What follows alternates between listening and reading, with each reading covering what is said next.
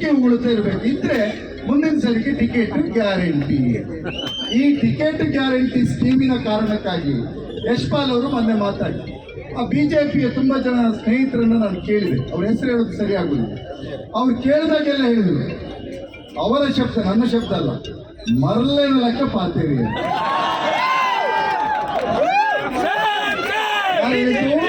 BJP ಅವರು ಹೇಳಿದ್ರು. BJP ಅವರು ಹೇಳಿದ್ರು. ಇನ್ನು ಸಾರ್ವಜನಿಕರನ್ನ ಕೆಲವ್ರನ್ನ ಆತ್ಮೀಯರನ್ನ ಕೇಳಿದೆ ಹೇಗೆ ಅಂತ, ಮಾತಾಡ್ಲಿಕ್ಕೆ ಇಲ್ಲ ಅಂತ ಹೇಳಿದೆ. ಯಾಕೆಂದ್ರೆ ಅಂಡೆ ಪಿಕ್ಕಿ ಇದು ಸತ್ಯ. ನಾನು ಇದನ್ನು ಮಾತಾಡುವಾಗ ನನಗೆ ಬೇಸರ ಆಗ್ತಾ ಇದೆ. ಒಬ್ಬ ಜನಪ್ರತಿನಿಧಿ ಮೇಲೆ, ಒಬ್ಬ ಶಾಸಕರ ಮೇಲೆ, ಮತ್ತು ನಾವೆಲ್ಲ ನೋಡಿದ ಒಬ್ಬ ವ್ಯಕ್ತಿ ಈ ರೀತಿಯಾಗಿ ಬೆಳೆದು ಒಬ್ಬ ಶಾಸಕರಾಗಿದ್ದಾರೆ ಅಂತ ಹೇಳಿ ನಾವು ಸಮಾಧಾನ ಪಟ್ಟುಕೊಳ್ಳುವ ಅಂತಂದ್ರೆ ಇವು ನಾವೆಲ್ಲ ವಾಂತಿ ಮಾಡಿಕೊಳ್ಳುವ ರೀತಿಯಲ್ಲಿ ಮಾತಾಡ್ತಾರೆ ಅಂತ ಹೇಳಿದ್ರೆ ನಮಗೆ ಭಾರಿ ಬೇಸರ ಆಗ್ತಾ ಇದೆ. ಆದರೆ ನಾನು ಮೊನ್ನೆ ಒಂದು ಮೀಡಿಯಾದ ಕತೆ ಹೇಳಬೇಕು, ನಮ್ಮ ಯೂಟ್ಯೂಬ್ನವರಿಗೆಲ್ಲ ಗೊತ್ತಾಗಲಿ ಅನ್ನೋ ಮೀಡಿಯಾ ಕತೆ, ಮೀಡಿಯಾ ಮನೆಯ ಕತೆ, ಸುದ್ದಿ ಮನೆಯ ಕತೆ. ಸುದ್ದಿ ಮನೆಯ ಕತೆ ಏನು ಅಂದರೆ, ಮೊನ್ನೆ ಇವರು ಮಾತಾಡಿದಾಗ ಒಂದು ಪತ್ರಿಕೆಯಲ್ಲಿ ನ್ಯೂಸ್ ಡೆಸ್ಕಿನವರು ಚಂದ್ರಶೇಖರ್ ಶೆಟ್ಟಿ ನ್ಯೂಸ್ ಬರೆಯುವಾಗ ಉಡುಪಿಯ ಮಿಸ್ಟೇಕ್ ಶಬ್ದ, ಉಡುಪಿಯ ಶಾ ಕಸರಾದ ಅಂತ ಬಂದಿದ್ದಾರೆ. ಮಿಸ್ಟೇಕ್ ಉಡುಪಿಯ ಶಾ ಕಸರಾದ. ಆಗ ಡೆಸ್ಕಿನ ಚೀಫ್ ಬಂದರು, ಅಯ್ಯೋ ದೇವರೇ ಶಾಸಕರನ್ನು ಶಾ ಕಸ ಅಂತ. ಆಗ ಅವರು ಹೇಳಿದಂತ ಅದು ಬೈ ಮಿಸ್ಟೇಕ್ ನಾನು ಟೈಪ್ ಮಾಡಿದ್ದು, ಆದರೆ ಅವರು ಇರುವುದು ಹಾಗೆ, ಅವರು ಇರುವುದು ಹಾಗೆ. ಆತನಿಗೆ ಅವರಿಗೆ ನಾನು ಹೇಳ್ತೇನೆ, ನೀವು ಒಬ್ಬ ಶಾಸಕರು, ಯಾರ್ಯಾರು ಶಾಸಕರು ಈ ಉಡುಪಿಯ ಕ್ಷೇತ್ರಕ್ಕೆ, ಉಪೇಂದ್ರ ನಾಯಕರು, ಅಮೀನವರು, ನಮ್ಮ ತಾಯಿ ಮನೋರಮ ಮಧುರಾಜ್ ಅವರು, ಸಭಾಪತಿಯವರು, ಇವರದ್ದೇ ಪಕ್ಷದ VS ಆಚಾರ್ಯರು, ರಘುಪತಿ ಭಟ್ಟರು. ಇವತ್ತು VS ಆಚಾರ್ಯರು ನಮ್ಮ ನಡುವೆ ಇಲ್ಲ. ಯಾವುದೇ ಪಕ್ಷದಲ್ಲಿ VS ಆಚಾರ್ಯರು ಸಾರ್ವಜನಿಕವಾಗಿ ಯಾವುದೇ ಸಂದರ್ಭದಲ್ಲೂ ಸಹ ಇಂತಹ ಮಾತುಗಳನ್ನು ಆಡಿರ್ತಕ್ಕಂಥ ಒಂದು ಇತಿಹಾಸ ಉದಾಹರಣೆ ಇಲ್ಲ. ಯಾಕೆಂದ್ರೆ ಅವರನ್ನು ಒಬ್ಬ ಸುಸಂಸ್ಕೃತವಂತ ವೈದ್ಯರು, ಡಾಕ್ಟರ್. ನಮ್ಮ ಜಿಲ್ಲೆಯ ಸಮಸ್ಯೆ ನೋಡಿ, ಇಲ್ಲಿ ಆಗ VS ಆಚಾರ್ಯರು ಡಾಕ್ಟರ್ ಆದವರು ಶಾಸಕರು, ಕರೆಕ್ಟ್ ಅಲ್ಲ. ಆಮೇಲೆ ಹೋರಾಟಗಾರನಾಗಿರ್ತಕ್ಕಂಥ ಬಡವರ ಪರವಾದ ಧ್ವನಿಯಾಗಿರ್ತಕ್ಕಂಥ ಸಭಾಪತಿಯವರು ಶಾಸಕ. ಬರ್ತಾ ಬರ್ತಾ ಬರ್ತಾ ಬರ್ತಾ ರಂಗ SLCಗಳೆಲ್ಲ ಇದು ಸಮಸ್ಯೆ. ನಮ್ಮ ಮತದಾರರು ರಂಗ SSLCಯನ್ನ ಚುನಾವಣೆಗೆ ಎಲ್ಲಿ ಗೆಲ್ಲಿಸಿದ್ರಿಂದ ಈ ರೀತಿ ಎಡವಟ್ಟಾಗ್ತದೆ. ಅದರ ಬಾಡಿ ಲ್ಯಾಂಗ್ವೇಜ್ ನೋಡಿ, ಯಾವುದಾದ್ರೂ ಸಭೆಯಲ್ಲಿ ಮಾತನಾಡುವಾಗ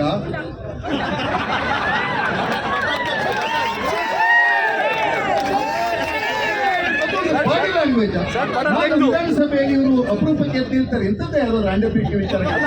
ಆ ಎತ್ತಿದ್ದಾಗ ನೋಡು, ಈಗ ಯಾರು ಕೂತಾರ, ಬಾಡಿ ಲ್ಯಾಂಗ್ವೇಜ್ ಅನ್ನು ಸರಿ ಮಾಡ್ಕೊಳ್ಬೇಕು. ನೀವು ಗುಂಡಾದಂತಿಯ ನಿಮ್ಮ ಬಾಡಿ ಲ್ಯಾಂಗ್ವೇಜ್, ನಿಮ್ಮ ಲ್ಯಾಂಗ್ವೇಜ್, ನಾಲಿಗೆ ಎರಡೂ ಒಂದೇ ಆಗಿದೆ. ಒಂದೇ ಆಗಿದ್ರು ಸಹಿತ ಮೊನ್ನೆ ಬಿಜೆಪಿಯ ಸ್ನೇಹಿತರು ಹೇಳಿದರು, ಅದಕ್ಕೆ ಮೇಲೆ ಮತ್ತು ನಾಲ್ಕಿಗೆ ಕನೆಕ್ಷನ್ ಇಲ್ಲ. ಅಲ್ಲ ಮನೆ, ನೀವೆಲ್ಲ ಸಭೆಯಲ್ಲಿದ್ದಾಗ ಯಾಕೆ ಹಾಗೆ ಮಾತಾಡಿದ್ರು ಅಂತಂದ್ರೆ, ಅಲ್ಲ ಅದು ಸಭೆಯಲ್ಲಿ ಕಾರ್ಕಳದ ಸುನೀಲ್ ಕುಮಾರ್ ಮಾತಾಡಿದ್ದು ಸ್ವಲ್ಪ ಡಲ್ ಆಯ್ತು. ಈಗ ಅವ ಹೇಳಿದ್ರು, ಕಾರ್ಕಳದ ಸುನೀಲ್ ಯಾವತ್ತು ಉಗ್ರ ಭಾಷಣ ಮಾಡುವವರು ಮೊನ್ನೆ ಸ್ವಲ್ಪ ತಣ್ಣಗಾಗಿದ್ದಾರೆ. ತಣ್ಣಗಂದ್ರೆ ಉದಯ್ ಕುಮಾರ್ ಶೆಟ್ಟಿ ತಣ್ಣಗೆ ಮಾಡಿದ್ದಾರೆ, ಅವರು ತಣ್ಣಗಾಗಿದ್ದಾರೆ. ಹಾಗಾಗಿ ಒಂದು ಸ್ವಲ್ಪ ಬೆಚ್ಚ ಅವಳು ಅಂತ ಹೇಳಿ ಮಾತಾಡಿದ್ದು. ಯಶ್ಪಾಲ್ ಅವರೇ, ನಿಮ್ಮ ಮನೆಗೆ ಹೋಗಿ ನಿಮ್ಮ ಬಂಧು ಬಳಗದವರ ಹತ್ರ, ನಿಮ್ಮ ತಾಯಿಯಂದರ ಹತ್ರ, ನಿಮ್ಮ ನೆರೆಹೊರೆಯ ಅಕ್ಕ ತಂಗಿಯರ ಹತ್ರ ನಾನು ಈ ರೀತಿಯ ಶಬ್ದಗಳನ್ನು ಬಳಸಿ ಪ್ರಕಾಶ್ ರೈ ಅವರ ಮೇಲೆ, ರಾಹುಲ್ ಗಾಂಧಿ ಅವರ ಮೇಲೆ, ಯುವಕರ ಮೇಲೆ, ವಿದ್ಯಾರ್ಥಿಗಳ ಮೇಲೆ ಇಂತಹ ಶಬ್ದಗಳನ್ನು ಬಳಸಿದ್ದೇನೆ. ಈ ಬಳಸಿರ್ತಕ್ಕಂಥ ಶಬ್ದ ಸರಿಯಾಗಿ ಕೇಳಿ ಆ ತಾಯಿಯಂದ್ರೆ ಹೇಳ್ತಾರೆ, ಹುಡ್ಚಿ ಮಗ ಇಂಚ ಮಾತ್ರ ಪಾತ್ರ ಬಲ್ಲಿ. ಕರೆಕ್ಟ್ ಅಲ್ಲ ನಾಗೇಶ್? ಇದು ಈ ವಿವೇಕ ಆತನಿಗೆ ಇರಲಿಕ್ಕೆ ಇನ್ನೂ ಬಾರಿ ಮುಂದುವರೆದು ನಾನು ಹೇಳ್ತೇನೆ. ಅಲ್ಲ, ರಾಹುಲ್ ಗಾಂಧಿ ಅವರನ್ನ ನಶೆಯಲ್ಲಿ ಅಂತ ಹೇಳಿದ್ರಲ್ಲ, ಡ್ರಗ್ ಅಡಿಕ್ಟ್ ಅಂತ ಹೇಳಿದ್ರಲ್ಲ, ನನಗೆ ಅನಿಸ್ತದೆ ನೀವು ಮೊನ್ನೆ ಮಾತಾಡುವಾಗ ಯಾವುದೋ ಒಂದು ಲೋಕಲ್ ಮೇಡು ಹೊರಗೆ ಹೋಗಿ, ಲೋಕಲ್ ಮೇಡು ಒಳಗೆ ಹೋಗದೆ,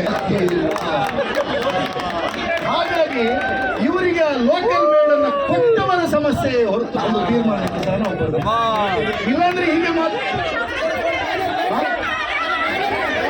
ನೋಡಿದೆ ನಾನು ನಾನು ಬ್ಯಾನರ್ ನೋಡಿದಿರಿ.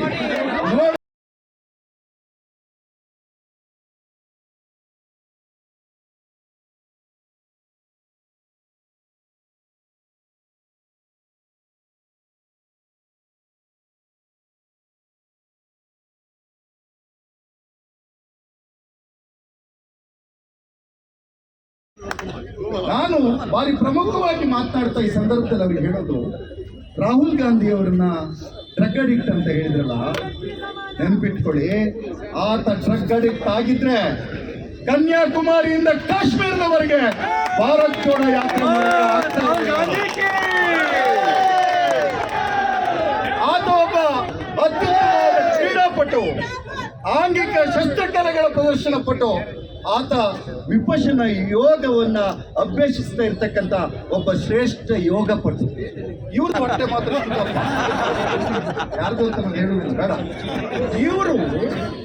ಇವರು ಪ್ರಶ್ನೆ ಮಾಡ್ತಾನೆ, ಇವತ್ತು ಈ ದೇಶಕ್ಕೆ ಸ್ವತಂತ್ರ ಬಂದ ಮೇಲೆ ಈ ದೇಶದ ಅಖಂಡತೆ, ತನ್ನ ಅಜ್ಜಿಯ ಶವವನ್ನ ನೋಡಿದ ಬಾಲಕರೇ ರಾಹುಲ್ ಗಾಂಧಿ ಅವರು.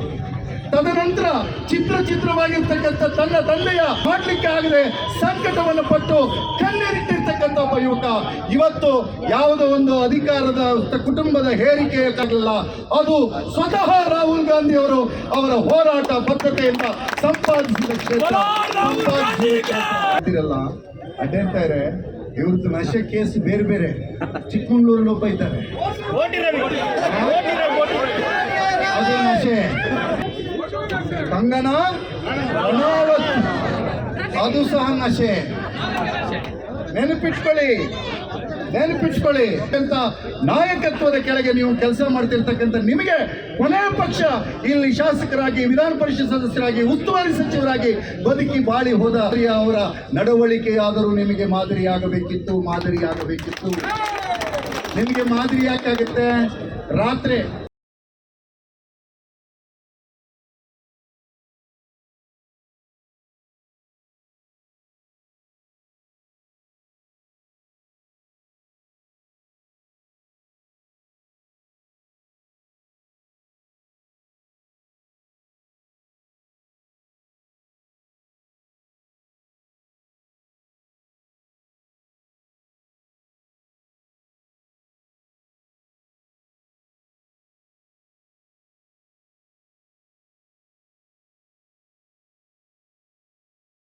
ಅವರ ಕಾರ್ಯಕರ್ತರು ಬಾಬರಿ ಮಸೀದಿಯನ್ನು ಧ್ವಂಸ ಮಾಡಿದ ರೀತಿಯಲ್ಲಿ ಧ್ವಂಸ ಮಾಡ್ತೀವಿ. ಎಲ್ಲವೋ ಮೂರ್ಖ ಶಿಖಾಮಣಿ ಲಿಬರಲ್ ಆಯೋಗ ಅಂತ ರಚನೆ ಆಗಿತ್ತು. ನಿನಗೆ ತಾಕತ್ತು ದಮ್ಮು ಇದ್ರೆ ಅಲ್ಲಿ ಹೋಗಿ ಆ ಮಸೀದಿಯನ್ನು ಧ್ವಂಸ ಮಾಡಿದ್ದು ನಾವು ಅಂತ ಹೇಳ್ಬೇಕು. ಅಲ್ಲಿ ಹೋಗಿ ನಾವಲ್ಲ ಹೇಗ ಬಿದ್ದೋಯ್ತು ಅಂತ ಹೇಳಿದ ಶರಣಾಗತಿ ಕೇಸ್. ರಾಹುಲ್ ಗಾಂಧಿ ಏನು ಕೋಳಿ ಪಿಳ್ಳೆ ಅಲ್ಲ, ಓಟಿಯ ಪ್ರಭಾವದಲ್ಲಿ ನೀವು ತಿಂದಾಗ ಅಲ್ಲ. ರಾಹುಲ್ ಗಾಂಧಿ ಅವರು ನೆನಪಿಟ್ಕೊಳ್ಳಿ, ಅವರು ಒಬ್ರು ಈ ದೇಶದ ಉಡುಪಿ ಬಿಜೆಪಿಯ ಸುನೀಲ್ ಕುಮಾರ್ ಅವರಿಗೆ ನಮ್ಮ ಗುರುಮೆ ಸುರೇಶಣ್ಣ, ನಾನು ಗುರುಮೆ ಸುರೇಶಣ್ಣನ ಬಗ್ಗೆ ಹೇಳಲೇಬೇಕು. ದಾಸರು ಅಲ್ವಾ, ನುಡಿದರೆ ಮುತ್ತಿನ ಸ್ಫಟಿಕದ ಶಲಾಕೆ ಅಂತಿರಬೇಕು, ನುಡಿದರೆ ಲಿಂಗ ಮೆಚ್ಚಿ ಹೌದೌದಿರಬೇಕು. ಸುರೇಶಣ್ಣ ಪಕ್ಕದಲ್ಲೇ ನಿಂತ್ಕೊಳ್ಳಿ, ಅದೇ ಹೋಗ್ತದೆ ಹೇಳಬೇಕಲ್ಲ. ನಮ್ಮ ಕಾರ್ಕಳದ ಸುನೀಲ್ ಕುಮಾರ್, ನಾವು ಹೋರಾಟ ಮಾಡಿ ಪರಶುರಾಮನ ಯಾವಾಗ ನೀವು ಭಾರಿ ದೊಡ್ಡದಾದಂಥ ಹೋರಾಟಗಾರ ಅಂತ ನಮ್ಗೆ ಅರ್ಥ ಆಗಿದೆ. ಆದ್ರೆ ನೀವಿದ್ರಿ ಅಂದ್ರೆ ಪ್ರಕಾಶ್ ರೈ ಅವ್ರನ್ನ ಸಮುದ್ರದ ಮೀನಿಗೆ ಆಹಾರ ಮಾಡ್ತೇವೆ ಅಂತ ನೆನ್ಪಿಟ್ಕೊಳ್ಳಿ. ಅಂಥದ್ದು ಯಾವ್ದಾದ್ರು ಸಂದರ್ಭ ಬಂದ್ರೆ ನಿಮ್ಮದೇ ಸಮುದಾಯದ ಪ್ರಕಾಶ್ ರೈ ಅನ್ನುವಂಥ ಅದ್ಭುತ ಕಲಾವಿದನಿಗೆ ಅಂತ ಸಮಸ್ಯೆಯನ್ನು ತರಲಿಕ್ಕೆ ಬಿಡೋದಿಲ್ಲ. ಈ ದೇಶದ ನಾಗರಿಕ ದರ್ಜೆಯ ನಟ, ಬಹುಭಾಷಾ ನಟ. ಈಗ ಪಂಚಭಾಷೆಯಲ್ಲಿ ಹೇಳಲಿಕ್ಕಾಗುವುದಿಲ್ಲ, ಬಹುಭಾಷಾ. ಕಾಕ್ರೋಚ್ ಹೋರಾಟಕ್ಕೆ ಭಾಗವಹಿಸಿದ್ದಕ್ಕೆ ತಕರಾರಂತ ಇದನ್ನು ಏನಾದರೂ ಮಾಡಿ ಒಂದು ಹಿಂದಿ ಇಂಗ್ಲಿಷ್ನಲ್ಲಿ ಟ್ರಾನ್ಸ್ಲೇಟ್ ಮಾಡಿ ಮೋದಿ ಅವರಿಗೆ ಹಿಂದಿಯಲ್ಲಿ ಕಳಿಸಿ. ಯಾಕೆ ಅಂತಂದ್ರೆ ಮೋದಿಯವರ ಮೇಲೇನೇ ತಕರಾರು ಪ್ರಾರಂಭ ಆಗಿದೆ. ಯಾಕೆ ಅಂದ್ರೆ ಯಾವ ಕಾಕ್ರೋಚ್ ಬಳಿ ಅದು ವಿದ್ಯಾರ್ಥಿಗಳ ಮತ್ತು ಯುವಜನರ ಚಳುವಳಿಯಾಗಿ ಮಾರ್ಪಾಡಾಯಿತೋ ಆ ಚಳುವಳಿಗೆ ತಲೆ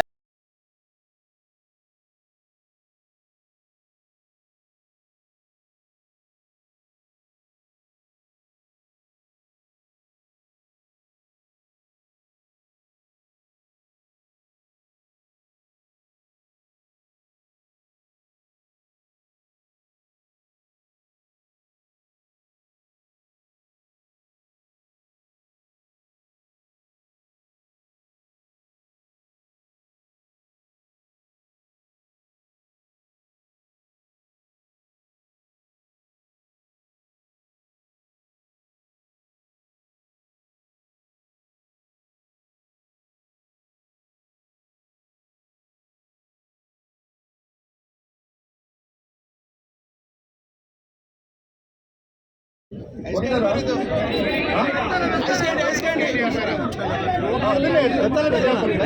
ಕಾಲೇಜಿಗೆ ಹೋಗಿಲ್ಲ. ಇವತ್ತು ಹೇಳ್ತೇನೆ, ಉಡುಪಿ ಅಂತಂದ್ರೆ ಇದು ಕೃಷ್ಣನ ಕಾರುಣ್ಯದ ನೆಲ. ಹನುಮಂತೇಶ್ವರ ಮತ್ತು ಚಂದ್ರಮೌಳೇಶ್ವರರು ಆಶೀರ್ವಾದ, ಇಂದ್ರಾಣಿಯ ತಾಯಿ, ಅಂಬಲ್ಪಾಡಿಯ ತಾಯಿ ಈ ಉಡುಪಿಯನ್ನು ಪರಿತಿರ್ತಕ್ಕಂಥ ಊರಿನಲ್ಲಿ ನಿಮ್ಮಂತ ಒಬ್ಬ ಅನಕ್ಷರಸ್ಥ ಶಾಸಕನಾಗಿರೋದೇ ನಮ್ಮ ಊರಿನ ಸಮಸ್ಯೆ.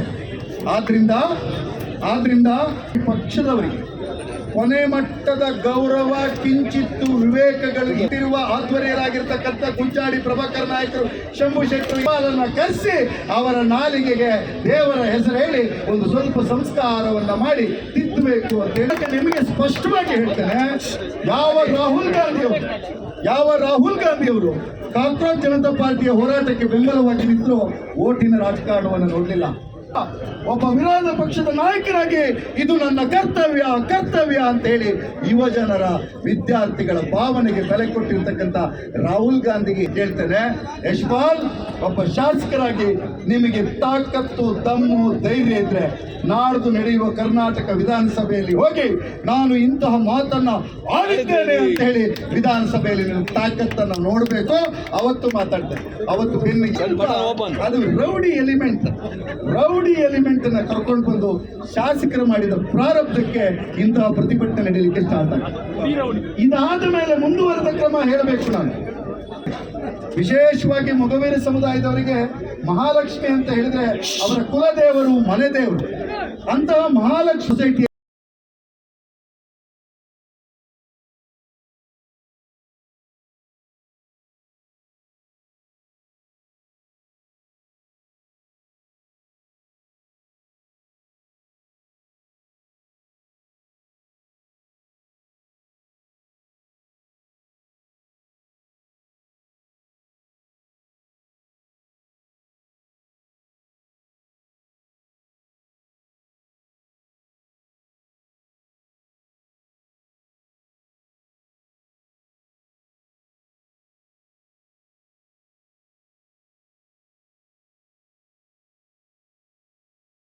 ನನ್ನ ಪ್ರಶ್ನೆ. ಅದು ಮಾತ್ರ ಅಲ್ಲ, ಕೋವಿಡ್ ಸಮಯದಲ್ಲಿ ಒಬ್ಬ ಏಜೆಂಟ್ ಇಟ್ಕೊಂಡು 31 ಜನ ತಾಯಂದ್ರಿಗೆ ನಿಮಗೆ ಗುಂಪು ಸಾಲ ಕೊಡ್ತೇವೆ ಅಂತ ಹೇಳಿ ಫೋರ್ಜರಿ ರೆಕಾರ್ಡ್ ಮಾಡಿ ಇಂಡಿವಿಜುವಲ್ ಸಾಲ ಕೊಟ್ಟು 20,000 ಕೊಟ್ಟಿದ್ದಕ್ಕೆ 2 ಲಕ್ಷ 3 ಲಕ್ಷ ವಸೂಲಿ ಮಾಡ್ತಾ ಇದೆಯಲ್ಲ, ನಾಚಿಕೆ ಆಗಬೇಕು ನಿಮಗೆ.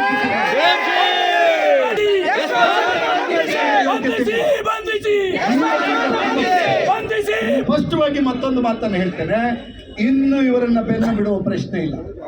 ನಮ್ಮ ಏಕೈಕ ಡೈರೆಕ್ಟರ್ ಮಹಾಲಕ್ಷ್ಮಿ ಸೊಸೈಟಿದು ಮನೋಜ್ ಕರ್ಕೆರ ಅವರು ಕೋರ್ಟಿಗೆ ಹಾಕಿ ತಡೆಯಾಜ್ಞೆ ತಂದುಕೊಂಡು ನಾಚಿಕೆ ಬಿಟ್ಟು ಅವರನ್ನ ಸಂಸ್ಥೆಯ ಅಫೇರ್ಸ್ ಇಂದ ಹೊರಗೆ ನಿಲ್ಲಿಸು, ನಿನ್ನ ಖಾಸಗಿ ವ್ಯವಹಾರಕ್ಕಾಗಿ ಅಂತ ಶ್ರೇಷ್ಠ ಮಹಾಲಕ್ಷ್ಮಿ ಹೆಸರು ಇಟ್ಕೊಂಡಿರ್ತಕ್ಕಂಥ ಸಂಸ್ಥೆಯನ್ನ ಉಪಯೋಗಿಸಲಿಕ್ಕೆ ಧಿಕ್ಕಾರ.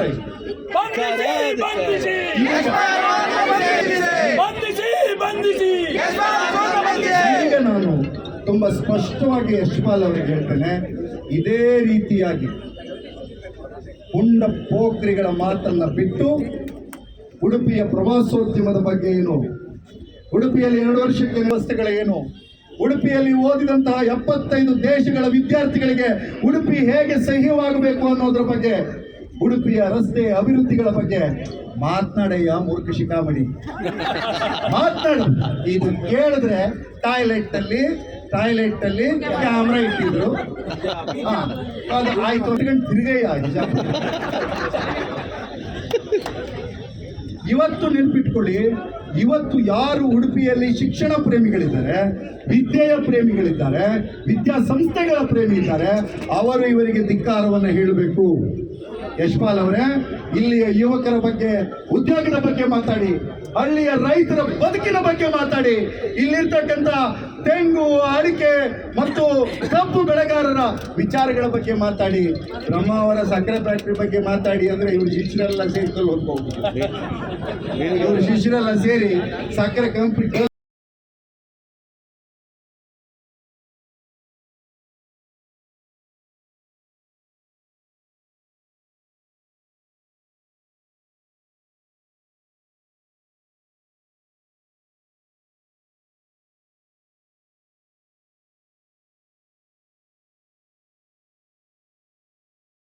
ಉಪ್ಪು ನೀರು ಬಂದು ಬೆಳೆ ನಾಶ ಆಯ್ತು ಅಂತ ಇದರ ಬಗ್ಗೆ ಮೂರ್ಖ ಶಿಖಾಮಣಿ ಮಾತಾಡೆಯ ನೆನಪಿಟ್ಕೋಬೇಕು.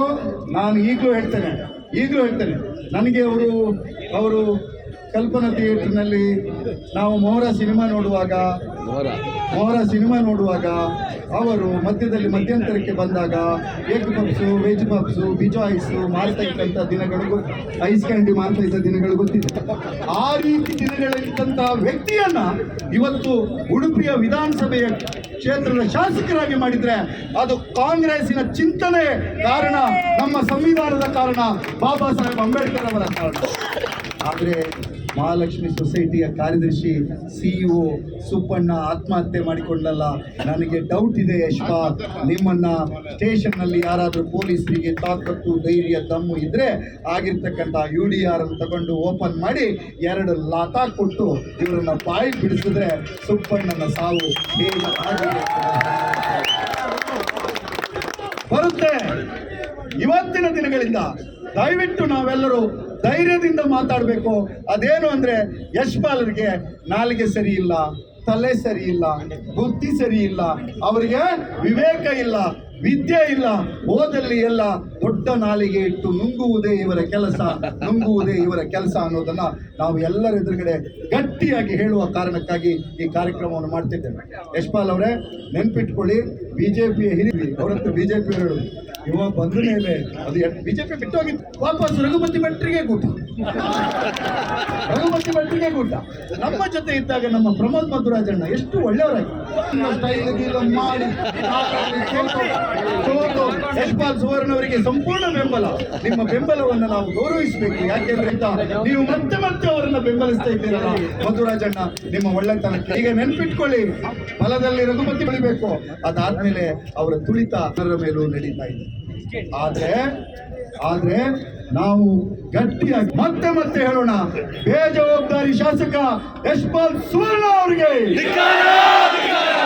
ಬೇಜವಾಬ್ದಾರಿ ಶಾಸಕ.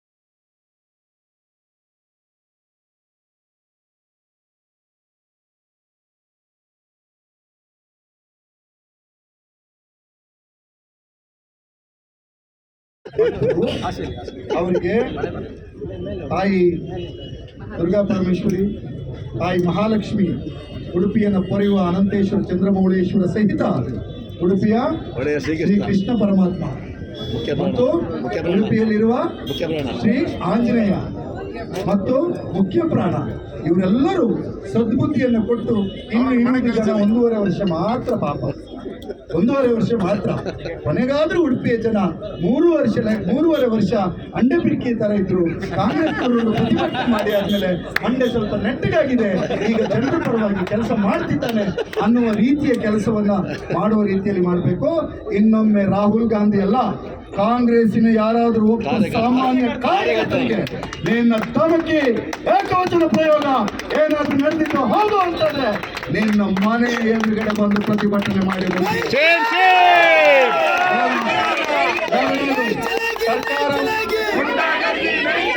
ಸರ್ಕಾರ ಬದಲಾವಣೆ ಆಗಿರ್ಬೋದು, ಅಧಿಕಾರಿಗಳ ಮನಸ್ಥಿತಿಯು ಬದಲಾವಣೆ ಆಗಬೇಕು. ಒಬ್ಬ ಪುಂಡನಿಗೆ, ಪೋಕರಿಗೆ, ರೌಡಿಗೆ ಕೇಸಾದಾಗ ನೋಟಿಸ್ ಕೊಟ್ಟು ಸುಮ್ಮನೆ ಬರಬೇಕು. ಅವರೊಬ್ಬ ಇನ್ಸ್ಪೆಕ್ಟರ್ ಸೆಲ್ಯೂಟ್ ಬೇರೆ ಮಾಡಿ ಅವರು ಸ್ವಲ್ಪ ವಿವೇಕವಂತರಾಗಿ ಅವರಿಗೆ ಸಂವಿಧಾನ ಕೊಟ್ಟಿರ್ತಕ್ಕಂಥ ಯೂನಿಫಾರ್ಮಿನ ಘನತೆಯನ್ನು ಕಾಪಾಡಿಕೊಳ್ಳುವ ರೀತಿಯಲ್ಲಿ ವರ್ತಿಸಬೇಕು ಅನ್ನುವಂಥದ್ದನ್ನು ಆಗ್ರಹಪೂರ್ವಕವಾಗಿ ಹೇಳ್ತೀನಿ. ಪುಂಡನನ್ನು ಪುಂಡ MLA ಮತ್ತೆ ನಾಡ್ದು ಹೋದಾಗ ನೋಡೋಣ. ಆದ್ರಿಂದ ಭವಿಷ್ಯದ ದಿನದಲ್ಲಿ ಎಚ್ಚರಿಕೆಯಿಂದ, ಜವಾಬ್ದಾರಿಯಿಂದ ಯಶ್ಪಾಲ್ ಅವರು ಕೆಲಸವನ್ನು ನಿರ್ವಹಿಸಬೇಕು. ಮತ್ತು ಸಾಧ್ಯವಾದಷ್ಟು ನೀವು ರಘುಪತಿ ಭಟ್ರಿಗೆ ಮತ್ತು ಪ್ರಮೋದ್ ಅಣ್ಣನಿಗೆ ಹಿಂಸೆಯನ್ನು ಕೊಡಬಾರದು. ಅದೇ ರೀತಿಯಾಗಿ ಕ್ಷೇತ್ರದ ಜನರಿಗೂ ಸಹಿತ ನಿಮ್ಮ ಅವಿವೇಕದಿಂದ ಅಪಮಾನ ಆಗ್ತದೆ. ಯಾಕೆಂದ್ರೆ ಬೆಂಗಳೂರಿನಲ್ಲಿ ಇರ್ತಕ್ಕಂಥ ಉಡುಪಿ ಅವಿಭಜಿತ ಜಿಲ್ಲೆಯ ಜನ ಹೇಳ್ತಿದ್ದಾರೆ, ಎಂತ ಗ್ರಾಚಾರ ಮಾಡಿದ್ರು. ಮೊದಲೆಲ್ಲ ನಮ್ಮ MLAಗಳು ಅಂತ ಹೇಳಿದರೆ ಅವರನ್ನು ನಮಗೆ ಬೆಂಗಳೂರಿನಲ್ಲಿ ನಾವು ಯಾವ ಊರಿನವರು, ನಮ್ಮ MLA ಇಂಥವರು, ಆಸ್ಕರ್ ಫರ್ನಾಂಡಿಸ್ ಅವರು ನಮ್ಮ ಸಂಸದರು, ಇಂತಹ ಸಜ್ಜನ, ಯಾರಿಗೂ ನೋವನ್ನು ಮಾಡದೇ ಇರ್ತಕ್ಕಂಥ ಒಬ್ಬ ನಾಯಕ ನಮ್ಮ ಸಂಸದ ಅಂತ ಮಾತಾಡ್ತಾ ಇದ್ವಿ. ವಿನಯ್ ಕುಮಾರ್ ಸೊರಕೆ ಅವ್ರನ್ನ ಅವರು ಹಾಕಿದ ಬಿಳಿ ಬಟ್ಟೆಯಷ್ಟೇ ಶುಭ್ರವಾದ ಅವರ ವ್ಯಕ್ತಿತ್ವ ಅಂತ ಹೇಳ್ತಾ ಇದ್ವಿ. ಹಾಗಾಗಿ ಭವಿಷ್ಯದ ದಿನಗಳಲ್ಲಿ ಸಂಘಟನೆ ಮತ್ತು ಸಂಘರ್ಷ ಇದಕ್ಕೆ ನಾವು ತಯಾರಾಗಿದ್ದೇವೆ. ಮತ್ತು ಕಾರ್ಕಳದ ಸುನಿಲಣ್ಣ ನಿಮಗಿಂತ ಉಗ್ರವಾಗಿ ಮಾತಾಡಿ ನಿಮ್ಮನ್ನು ಮೀರಿಸುವ ಪ್ರಯತ್ನ ಮಾಡ್ತಾ ಇದ್ದಾರೆ. ಸಾಧ್ಯವಾದಷ್ಟು ಕಾರ್ಕಳದ ಸುನಿಲಣ್ಣ ಇವ್ರ ಬಗ್ಗೆ ಎಚ್ಚರಿಕೆಯಿಂದಿರಲಿ. ಮತ್ತು ಬಸವಣ್ಣ ಮತ್ತು ಕನಕದಾಸರನ್ನ ಸದಾ ಉಲ್ಲೇಖಿಸುವ, ಕನ್ನಡದ ಎಲ್ಲ ಕವಿಪುಂಗವರ ಮಾತುಗಳನ್ನು ಆಗಾಗ ಉಲ್ಲೇಖಿಸುವ ನಮ್ಮ ಗುರುಮೆ ಸುರೇಶಣ್ಣ ಮೊನ್ನೆ ಸಭೆಯಲ್ಲಿ ನೀವು ನಿಂತಿದ್ದು ನೋಡಿ ನಮಗೆ ಭಾರಿ ಬೇಜಾರಾಗಿದೆ. ನಿಮ್ಗೆ ಆ ಕವಿಗಳ ಮೇಲೆ ಶ್ರದ್ಧೆ ಇದ್ದಿದ್ರೆ, ಆ ಬಸವಣ್ಣನ ಮೇಲೆ ಗೌರವ ಇದ್ರೆ, ಕನಕದಾಸರ ಮೇಲೆ ಏನಾದರೂ ಶ್ರದ್ಧೆ ಇದ್ದಿದ್ರೆ ನೀವು ಅವರು ಈ ಮಾತನ್ನು ಆಡುವಾಗ ವೇದಿಕೆಯಿಂದ ಕೆಳಗೆ ಇಳಿದು ಬಂದಿದ್ರೆ ಮೊನ್ನೆ ಪೊಲೀಸರು ಹೊಡೆದ ಸೆಲ್ಯೂಟ್ ಅನ್ನ ನಾವು ಸಹ ಹಿರಿಯರು. ಹಾಗಾಗಿ ಸುರೇಶಣ್ಣ ಅವರಿಗೆ ಬುದ್ಧಿ ಹೇಳ್ಬೇಕು. ಮತ್ತೆ ಈ ಜಿಲ್ಲಾ ಬಿಜೆಪಿ ಕೇಡರ್ ಬಗ್ಗೆ ಯಾರು ಹೇಳಿ ಮೊನ್ನೆ ಯಾರೋ ಹೇಳಿದ್ರು, ಅವ ಯಾರೋ ಒಬ್ಬ ಫೋರ್ಜರಿ ನಂಬರ್ ಪ್ಲೇಟ್ ಹಾಕೊಂಡು ತಿರ್ತಾ ಇದ್ದಂತೆ. ಹೌದೌದು, ಯಾರೋ ಬಿಜೆಪಿ ಯುವ ಮೋರ್ಚಾದವ ಅವ ನಮ್ಗೆಲ್ಲ ಬಾರಿ ಮಾತಾಡ್ತಿದ್ದಾನಂತೆ. ಏಯ್ ಜಾಗೃತಿಯಾಗಿರ್ಬೇಕು, ಚಿಂಟಾರಿ ಗಿರಾಕಿ, ನೀವು ಮಾತಾಡ್ಬೇಕಾದ್ರೆ ಎಚ್ಚರಿಕೆಯಿಂದ ಇರಬೇಕು, ಗೊತ್ತಾಯ್ತಲ್ಲ? ನಿಮ್ಮ ಹಾಗೆ ಫೋರ್ಜರಿ ನಂಬರ್ ಪ್ಲೇಟು, ಫೋರ್ಜರಿ ವ್ಯವಹಾರ, ಕದ್ದು ವ್ಯವಹಾರ, ಮರಳು ಕದ್ದು ಹೊಡೆಯುವುದು, ರೆಸಾರ್ಟ್ ನಲ್ಲಿ ನೇಪಾಳದ ಅನಧಿಕೃತ ವ್ಯಕ್ತಿಗಳನ್ನು ಇಟ್ಕೊಂಡು ವ್ಯವಹಾರ ನಡೆಸ್ತಕ್ಕಂಥ ಜಾಯಮಾನದವರಲ್ಲ ಕಣಯ್ಯ ನಾವು ಯಾರು ಜಾಯಮಾನದವರಲ್ಲ. ಎಚ್ಚರಿಕೆಯಿಂದ ಇರಬೇಕು. ಆತನ ಹೆಸರನ್ನು ನಾನು ಹೇಳಿಲ್ಲ, ಚಿಂಟಾರಿ ಕೇಸ್ ಆಯ್ತಾ? ಆದ್ರಿಂದ ನಾವೆಲ್ಲರೂ ಸಹಿತ ಭವಿಷ್ಯದಲ್ಲಿ ಈ ರೀತಿಯಾಗಿ ಸಂಘಟಿತರಾಗೋಣ. ನಿಮ್ಮೆಲ್ಲರಿಗೂ ಸಹಿತ